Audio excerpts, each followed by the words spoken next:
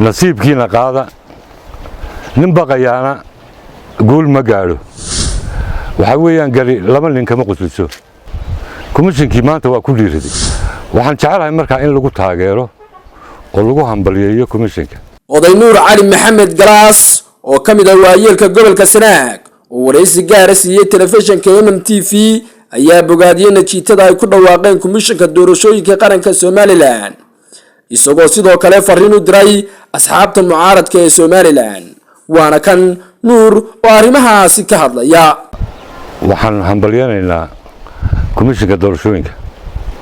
intooreen sugaynay komishinka doorashooyinka aanu lahayn may ku dhiiradaan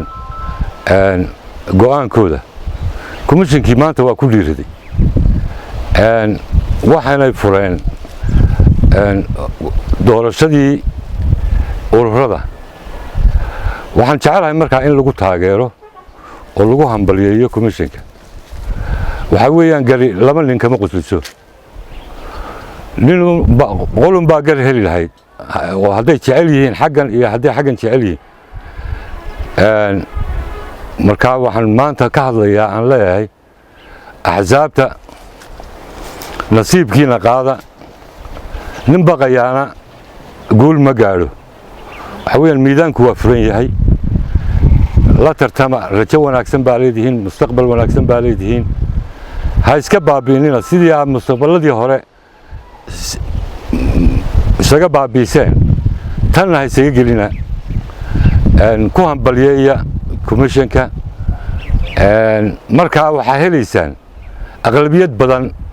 oo shacabka oo rabitaanka aad ku raacdeen idinku raacaysa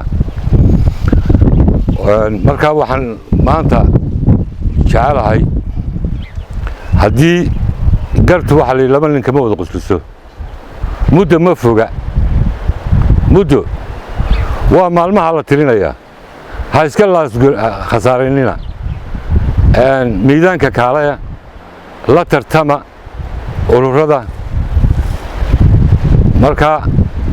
rajo wanaagsan dalkana u tula oo ka daaya muranka badan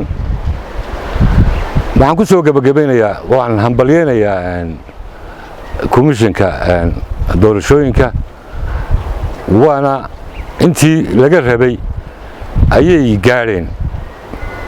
markaa dib ha u celinina oo muranka laga daayo hana la ayido muddana ma foga doorashada lagu dhawaaqaya ninkii wax isla hayow talal miidaanka hala ka ciyaar warsmakaaf cabdirashiid aadan MMTV ergaabo